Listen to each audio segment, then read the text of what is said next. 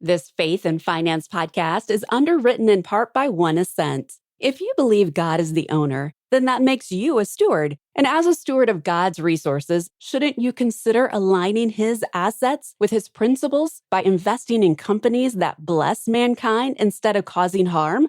Our trusted partner, One Ascent Investments, calls this values-based investing. One Ascent believes that if your values inspire the way you live, they should also inspire the way you invest. To learn more about making a positive impact in the world through your portfolio, please visit investments.oneascent.com or speak with your financial advisor about One Ascent Investments today.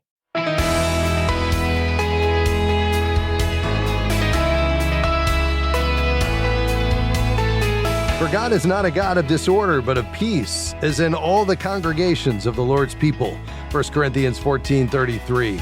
Hi, I'm Rob West. We're continuing our series on temperaments, how our God-given wiring shapes the way we communicate, relate to others, and make financial decisions. Kathleen Edelman is back with us, joined by Andrew Stanley, as we take a closer look at the blue temperament and how it influences our approach to money. And then it's on to your calls at 800-525-7000. That's 800-525-7000. This is Faith and Finance, biblical wisdom for your financial journey.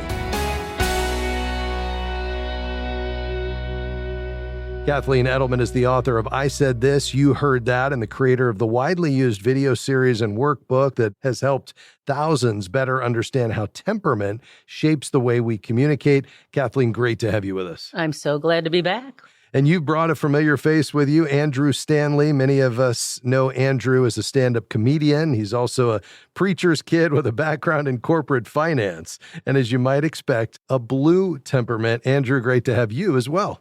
Happy to be here. Thanks for having me in. Absolutely. Kathleen, I want to start with a quick refresher. I'd love for you just to walk us through the four temperaments to set the stage, and specifically how each one influences the way we communicate and make decisions. Well, we have to understand that temperaments have been around, for 600 years before Jesus walked the earth. Yeah. And what temperaments does is it tells us how we're going to think, hear, speak, communicate. So we have a yellow sanguine that speaks the language of people and fun. It's an extrovert that's people-oriented. We have the red choleric, speaks the language of power and control, an extrovert that's task-oriented. We have the blue melancholic, who speaks the language of perfection and order, an introvert that's task-oriented. Okay. And then we have a green phlegmatic that speaks the language of calm and harmony, an introvert, believe it or not, that's people-oriented. So all these influence relationships and how we manage money.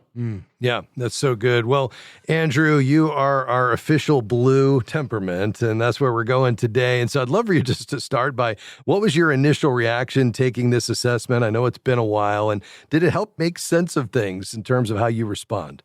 Definitely, and happy to represent the blues here. It feels like a lot of pressure to represent like a fourth of the population. This is how we all are. Absolutely. It definitely validated me. I was not surprised after ahead of time kind of reading through the temperaments. I pegged myself as a blue. Yeah. And so when the results said that, I definitely wasn't surprised, but it did make me feel validated. And, you grow up and you kind of feel your strengths and weaknesses as a person. And it definitely made me feel better that my weaknesses were normal for someone like me to have, and my strengths were normal for someone like me to have. Not that I don't need to work on weaknesses, but definitely made me feel kind of off the hook for some of the things I'm not naturally good at. Sure. And made me want to lean into the things more that I am. So definitely helped me kind of understand myself and why I kind of am the way I am. Yeah. Yeah. So blues, do exactly what Andrew just said. They finally feel like they're understood. And I get a lot of thanks from blues. This is a person that feels like a square peg going into a round hole, most of their life. And the temperament allows them to feel like they're seen.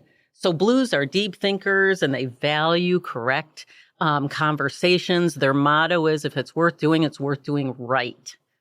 Yeah, that's exactly right. Well, we have just a minute before our first break, but Andrew, I'd love for you to start to connect the dots on your blue temperament and how you manage money. Interestingly, as I said, you have a background in corporate finance, now a stand-up comedian. Fascinating combination. But talk about how this intersects with money management. Totally. The normal route for finance to comedy. This the real track. All my comedian friends were previously financial analysts as well. As this relates to money, for me, it's kind of the predictable thing you'd think when you read about blues. I definitely look at money as safety. When my wife and I were going through premarital counseling, we learned that, I look at money as safety and she looks at money as fun. Mm-hmm. And so how do we merge those two? And neither of us are wrong, neither of us are right, but it's just the way we feel when it comes to financial decisions.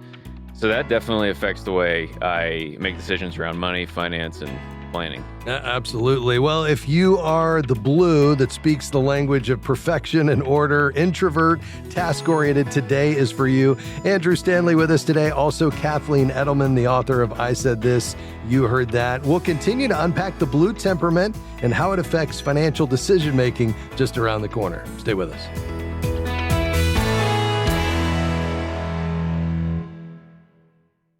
Faith-Fi is grateful for support from One Ascent. One Ascent believes that your values inspire why you invest and how they can inspire how you invest. One Ascent's goal is to provide solutions designed for every need and invest in businesses that bless the people and places God has made. They want to help investors do well by doing good, to explore a new way of investing that aligns with your values. More information is available at oneascent.com and by clicking Analyze My Investments. Healthcare is complicated. It doesn't have to be. If you don't love how your health insurance works, maybe it's time to leave traditional health insurance behind. Take charge of your healthcare with Christian Healthcare Ministries. CHM offers you flexibility. Enroll anytime. Choose your own provider and select the program that fits your needs and budget. CHM is the original faith-based way of taking care of your medical bill costs. Learn more at chministries.org/faithfi. Great to have you with us today on Faith and Finance.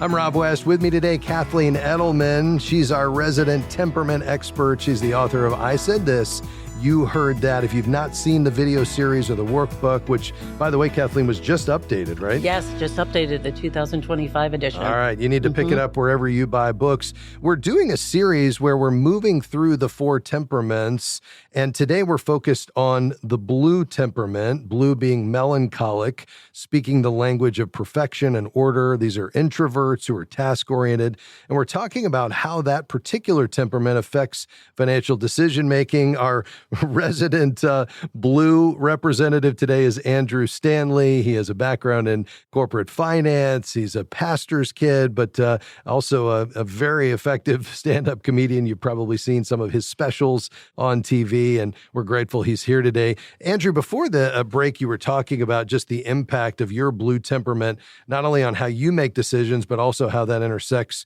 in your marriage, as well as you and your wife make decisions together. Anything else that comes to mind there?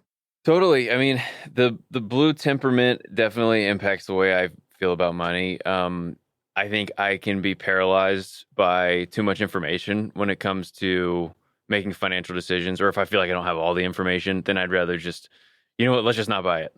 If it gets to be too much of a conversation, I'm like, I'd rather just err on the side of keeping a big number in the account and we'll go on vacation next year.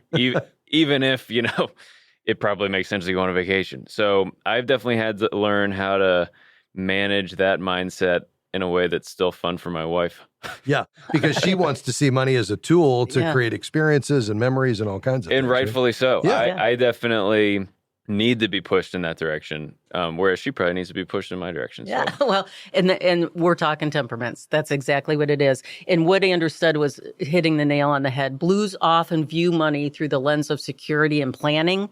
They are careful, they're detailed, and they often have long-term in mind, mostly due to the fact of safety is one of their most important innate needs. So they may overanalyze or hesitate to make decisions. And without the information, If they're not provided, they have a tendency to, just like Andrew said, feel overwhelmed or paralyzed. So they thrive with a clear budget and they feel safe when things are in order. Yeah. And when it comes to money management, I mean, being thoughtful, being thorough, that's obviously helpful. Would you say that kind of gives you an edge when it comes to managing money? I think so. It definitely makes me a natural saver. Yeah. I always say my vacation is looking at the big number in the bank account. That feels like a vacation to me.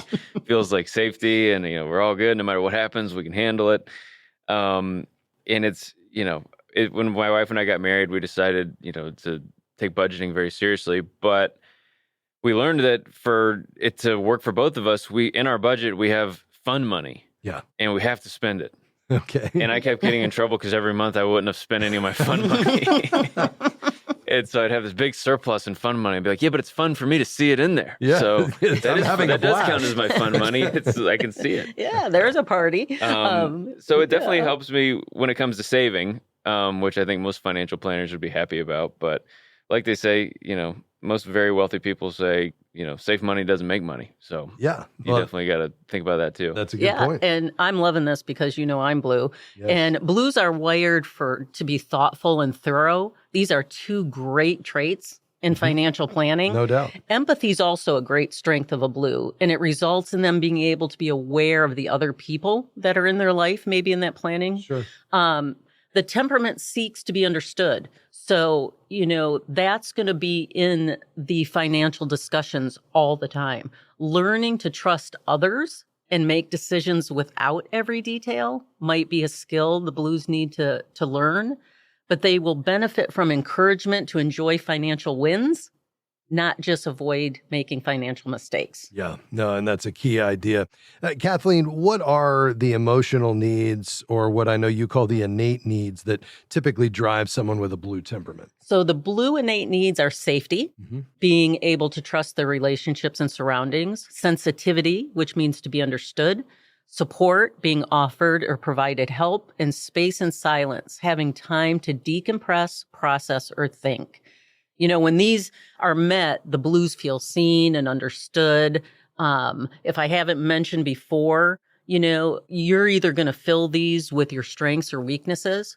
So if these are met with weaknesses for a blue, then they may try to control with moods and silence. Interesting. So how does that resonate with you? Just this idea that I need some space and I don't want to be rushed in, plus safety is kind of at the core of everything. I was thinking about just not answering and trying to control the room with mood and silence. Which doesn't work great for radio. Yeah, it doesn't work great for anything, I don't think.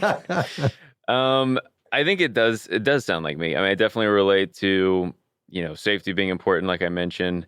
The space and silence is big for me. I think, especially when it comes to making big decisions, like my wife has definitely learned that I need time to think about things. And she's more red-blue and I'm more blue-green, I think. Okay. And so usually when there's a big decision to make, she already knows the answer.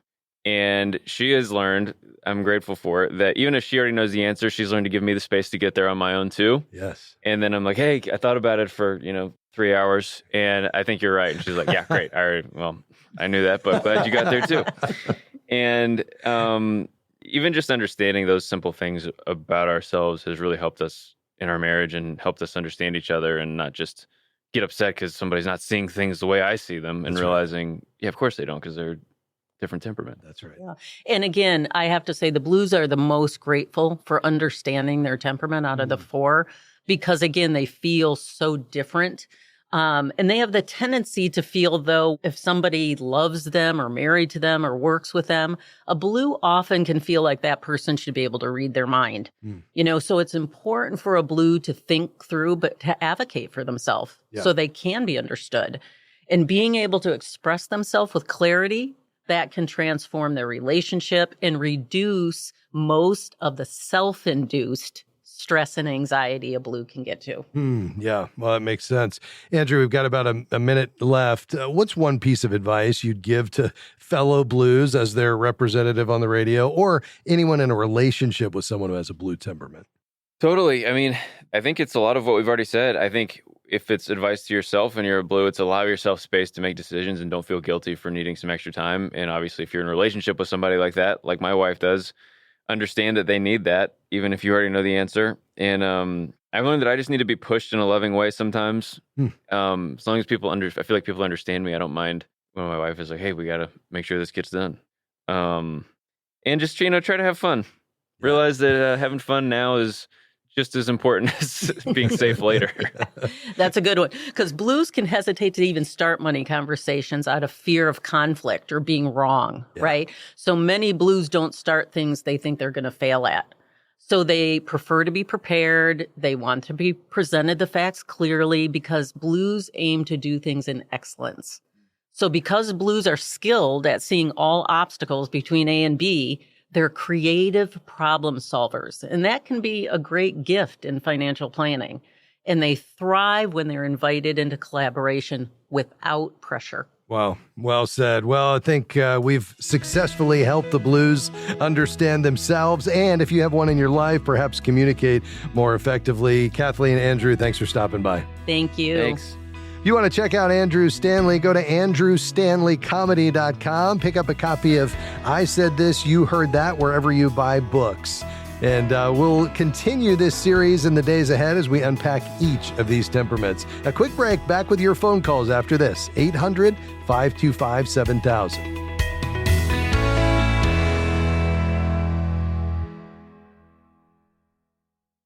Imagine having biblical financial wisdom delivered to your inbox every week, helping you integrate your faith and financial decisions for the glory of God. At faithfi.com, you can join a community of over 70,000 people who are already receiving our weekly wisdom email, filled with articles, videos, podcasts, and exclusive offers on resources that will deepen your understanding of biblical stewardship. Start your journey today by creating your FaithFi account at faithfi.com. Just click sign up. Faith in Finance is thankful for support from The Good Investor, a book by Robin John. In his book, Robin shares his journey from an immigrant child struggling in school to co-founder and CEO of Eventide Asset Management, a faith-based investment firm. This faith and work memoir seeks to inspire readers to view their work and investments as opportunities to honor God and bring blessing to the world. More information is available at goodinvestor.com. That's goodinvestor.com.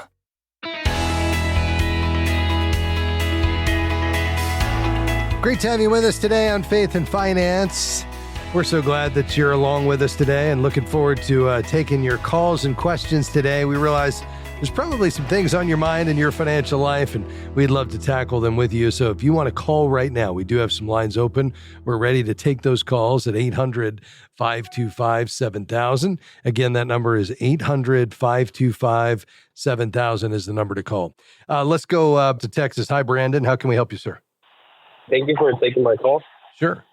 I was calling because I'm in me and my wife were in some credit card debt, about like $8,500, and as well as a vehicle payment. And I was just calling to see what would be the best way to approach that. I was thinking of opening a new card just to have the interest-free payments. But her grandma had mentioned to me like a credit card relief program. I just wasn't too sure if that was if that would be bad on my credit history or anything like that. Yeah, it's a great question, Brandon. You know, the biggest thing, the starting point is for you and your wife to solve whatever got you into the credit card debt in the first place. And that has to be a balanced budget. And that's a budget that's realistic. Then not the if everything goes perfectly budget, but the budget that takes into account, you know, you have non-recurring expenses that come up. So you might have a semi-annual insurance payment, and then you got Christmas once a year, and you got some family gifts that don't hit every month, but they come up. You got to get everything in the budget, and we've got to right-size your spending. We've got to get your spending down in line with your income so you have a surplus, and you got to build up an emergency fund. Now, until you get that credit card debt taken care of, let's only build the emergency fund up to, let's say, $1,000. And then whatever you can free up in your budget by eliminating expenses, maybe you're cutting some subscriptions and you're, eating out less, then we apply 100% of that to debt reduction. Now, with this kind of balance, I'd recommend credit counseling. This is called debt management. It might have been what your grandmother was referring to. I would go to ChristianCreditCounselors.org. They're going to leave the debt right there. They're going to get the interest rates down. You're going to send one level monthly payment, and you're going to pay it off 80% faster by doing that. ChristianCreditCounselors.org.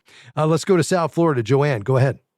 Yes. Hi, Rob. I just wanted to tell you and your team, thank you. A million thanks for the advice, for the information that you give. It is absolutely freeing. If we had to go to an outside advisor for this, I mean, we could not, most of us, I think I'm just speaking, could probably not afford it. Wow. And the only regret that I have is that I didn't start sooner. And I would implore, yes, and you've spoken to that and you speak to that, anyone out there who's on the fence in terms of investing, please, $10 a week, $10, $12, that's about $50 a month. Just go to a brokerage, open it. I mean, I'm with Fidelity now. I have no, interest with them, so I'm not, Sure. But they will help you. They're so eager to help you, whether it's $1 million or 500. Yes. And they will walk you through the process. Please, because when I look back and I see how much money that I have left on the table, Yeah. for not maybe starting when you're 40 or 50. And I would say, just sit down with your bills, put pen and paper. I'm old, so put it, pen and paper, and just list your monthly bills. It sounds so trite. We say it all the time, but do it. For me, I need to be organized, and I needed to kind of also do it a little bit of my way in that I need separate accounts for separate things, Yes, ma'am. So whatever works for you, yes, the information is out there, but you have to let it work for you, So Yes. maybe put your bills in one account, put your other spending, food, your variables in another account, and just do it. When I look back, I said, oh my God, $50 a month. I know for some of us, it may be a lot, and I'm still tithing. I'm still able to give to the children's, fund. But thank you so much, Rob, you and your team, what you've done. It's just priceless, invaluable. And I want to thank you. The freedom that I have now and the stress, off the shoulders with the money, put some money in your emergency account and leave it there. And then maybe start paying off the credit cards if you have that. Because maybe if you do it the opposite, that's recommended, and something happens, you have to go back to the credit card. But Yes. again, adapt it to you, Yes. to your circumstance and what makes you comfortable. But please, your children, just let them start early, because we say money, the love of money is the root of all evil, but the lack of money is just horrendous. Well, Joanne, that's incredible. First of all, thank you. Thank you for your kind remarks. I'm so grateful for what you just shared. Incredibly encouraging to me. I appreciate that you called out the team, because you're exactly right. This is certainly not about me, and I couldn't do this without an amazing team around me. And so thank you for saying that. I appreciate you saying you've got to make it work for you. And so you got to find the right rhythms and mechanics for you. It was having those separate accounts. I love that. One for your bills and one for other savings vehicles. I love that you said just start somewhere and start early. Even if it's $10, $20, $50 a month, start somewhere, put it away, let it grow, and you will be glad you did. Your future self will thank you. I love that you're a generous giver and you've made a commitment to that along the way. So, Joanne, that was a blessing and an encouragement to me. Thank you for sharing that. May the Lord bless you. And next time I go on vacation, you might be hosting the program, Joanne. That was amazing. Listen, the Lord bless you. And stay on the line. I want to have my team send you a copy of our most recent edition of our Faithful Steward magazine, just as our way of saying thanks for being a big fan of the program. And hopefully some of the articles in it will be an encouragement to you. God bless you. Well, Margaret, I apologize. We're out of time today. I think just seeing your question here about, what if I started somewhere? I've got limited resources. I'm on SSDI. Your daughter, Margaret, I know manages your money. And after paying your bills, there's $300 left over. And you're saying, should I take $100 a month and invest that? And given what we just heard from Joanne, I think that was a perfect testimony for you. Hopefully that was an encouragement to you, Margaret. Yes, start somewhere. If you've got money built up in an emergency fund that your daughter's handling, so that's covered, then yeah, if you've got $300 totally discretionary, unallocated, then you could take $100 a month and put it away, whether that's in a high yield savings account or in a high quality mutual fund at Fidelity or Schwab. I know Joanne said she uses Fidelity and they've been very helpful. That's great. Open a brokerage account, get it invested, let it grow, make a systematic contribution. You will be glad you did. Margaret, we're going to send you a copy of the Sound Mind Investing Handbook. So you stay on the line. Our team will mail that to you as our gift. I apologize we didn't get you on the air today, but I hope Joanne's testimony and what I just shared is helpful to you. Hey, a big thanks to that team Joanne was talking about, Amy, Jim, Omar, Tahira, and everybody here at FaithFi. We'll see you tomorrow. Bye-bye. Faith and Finance is provided by FaithFi and listeners like you.